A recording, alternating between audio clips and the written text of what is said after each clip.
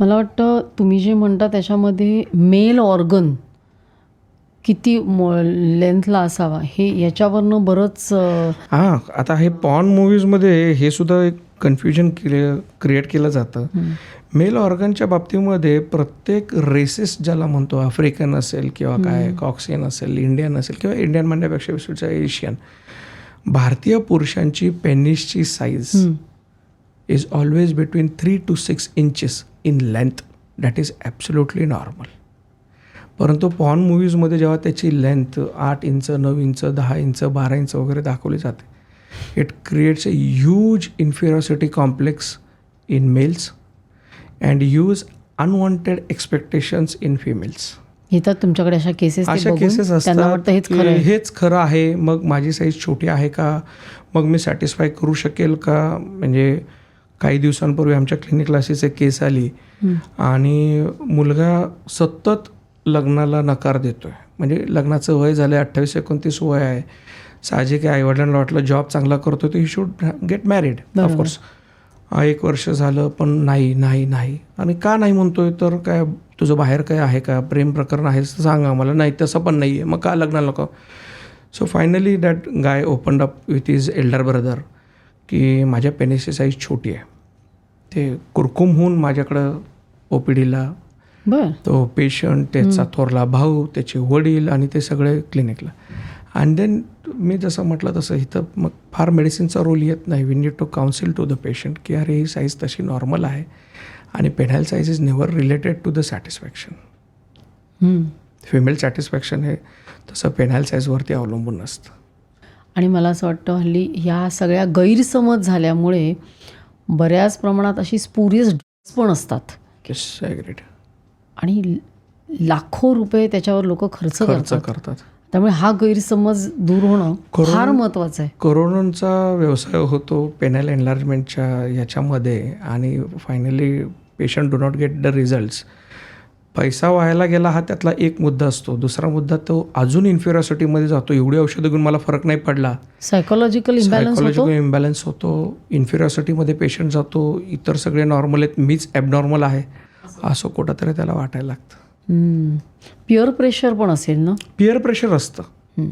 Peer प्रेशरच्या बाबतीमध्ये आता आपल्या इंडियामध्ये तसं सेक्शुअल विषय हा टॅबू समजला जातो. Talking about the sex is a taboo.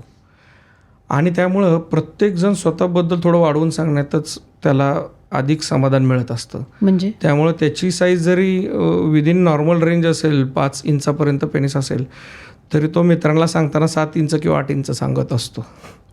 That's how it happens. So बऱ्याच वेळेला त्याच्याने अजून कन्फ्युजन क्रिएट होत असतं.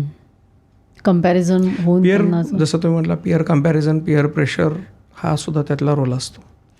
आता हे झालं थोडंसं त्यांच्यावर जे बघून त्यांना वाटतं हेच खरं आहे, पण ते खरं नसतं. पण अशी पण काही कारणं असतील ना की खरंच ती वैद्यकीय समस्या आहे, म्हणजे मेडिकली काही अशा काही कंडिशन्स आहेत की ज्याच्यामुळे इरेक्टाईल डिस्फंक्शन म्हणा, तर त्या कुठल्या समस्या तुमच्याकडे येतात? मेनली इरेक्टाईल डिस्फंक्शन, जिथं आपण म्हणतो ताठरतेचा प्रॉब्लेम येतो. पेनिस जे आहे, लिंग जे आहे, त्याच्यामध्ये ताठरता येत नाही, आलेली ताठरता टिकत नाही किंवा ताठरता येते पण अर्धवट येते डॉक्टर साहेब, पूर्वीसारखी येत नाही. ताठरता येते पण ती फार वेळ लागतो, फार उशिरा येते. फर्स्ट सेक्सच्या राऊंडला ताठरता येते पण सेकंड राऊंडला येतच नाही. आता यापैकी कुठलंही एक लक्षण असेल तर we can say patient is having erectile dysfunction. So सर्वात जास्त साधारण कुठल्या वयोगटामध्ये होऊ शकतं, म्हणजे जास्तीत जास्त 30 पासून पुढे कुठलाही.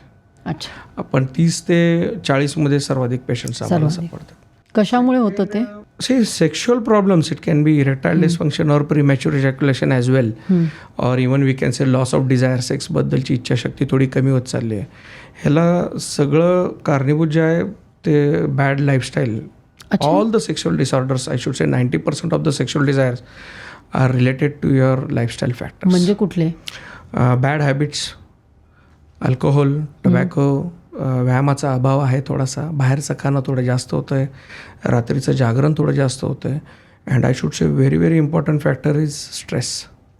हो, ह्या सगळ्यामुळे इरेक्टाईल डिस्फंक्शन आणि सगळं होतं. प्रीमॅच्युअर इजॅक्युलेशन होऊ शकतं, loss of libido, desire sexual ॲक्टिव्हिटीबद्दलचा कमी होत चालला आहे असं होऊ शकतं.